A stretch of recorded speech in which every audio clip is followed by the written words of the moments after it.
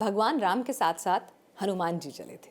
और जैसे कहते हैं ना कि जब लक्ष्मण पर कष्ट आया तो भी हनुमान याद आए, जब लंका को दहन करना था, सीता माँ की खोज खबर लेनी थी, तब भी हनुमान याद आए। तो हनुमान जी के लिए कहते हैं शंकर सुवन, तो केसरी नंदन।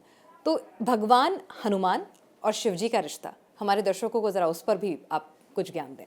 देखिए, अंजना माता के गर्भ से जब संतान नहीं हुई, माता अंजना गौतम बाबा के पास में पहुंची महाराज केसरी के साथ, और वहां जाकर उन्होंने निवेदन किया कि पिताजी मेरे गर्भ से संतान नहीं हो रही है, मैं बड़े कष्ट में हूं।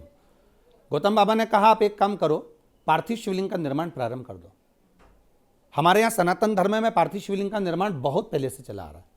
हाँ, पार्थिव शिवलिंग का निर्माण माता अंजना ने करना प्रारंभ करा। केसरी बाबा उनके पास में बैठे और अंजना माता पार्थिव शिवलिंग का निर्माण करना प्रारंभ करती है। निर्माण करते करते करते करते बहुत समय बीत जाता है। अंत में भगवान शिव को आना ही पड़ता है और भगवान शंकर उसी समय पर प्रकट होकर माता अंजना के पास में पार्वती जी को एक वृद्ध का रूप रखकर भेज देती हैं। पूछो अंजना ने इतना तप क्यों करा, इतनी साधना क्यों करी, ये पार्थिव लिंग का निर्माण क्यों करा। माता पार्वती जी जाकर पूछती हैं कि हुआ क्या ये जो आप इतना शिवलिंग का पूजन कर रही हो। तो माता अंजना कहती हैं कि मुझे संतान की प्राप्ति नहीं और संतान चाहिए। तब पार्वती जी ने कहा कैसी संतान चाहिए, तो कहा जिसकी मैं पूजन कर रही हूँ, जिसकी मैं आराधना कर रही हूँ, बस ऐसा ही पुत्र मुझे प्राप्त हो, बलशाली और बड़ा प्रबल। जैसे महादेव नारायण के उपासक हैं, वैसा ही मेरा पुत्र भी नारायण की सेवा करने वाला हो, नारायण का उपासक हो।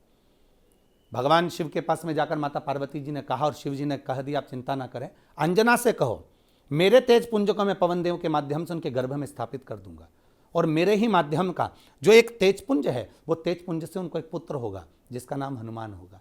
और वो हनुमान नारायण की सेवा करने वाला, साथ में रहने वाला होगा। वो साधारण नहीं होगा, मेरा ही एक स्वरूप होगा। जो राम जी नारायण अगर पृथ्वी पर लीला कर कर भी चले जाएंगे तो शिव कहीं नहीं जाता। शंकर तो अजर अमर है, वो कहीं नहीं जाता। हनुमान मेरा स्वरूप पृथ्वी पर हमेशा रहेगा, राम की अलग जगाता रहेगा, जनमानस के हृदय में राम जी को बिठाता रहेगा, और वो आज भी कर रहे हैं। बिल्कुल, और हनुमानगढ़ी की जिम्मेदारी, अयोध्या की जिम्मेदारी भी हनुमान जी के कंधों पर ही है।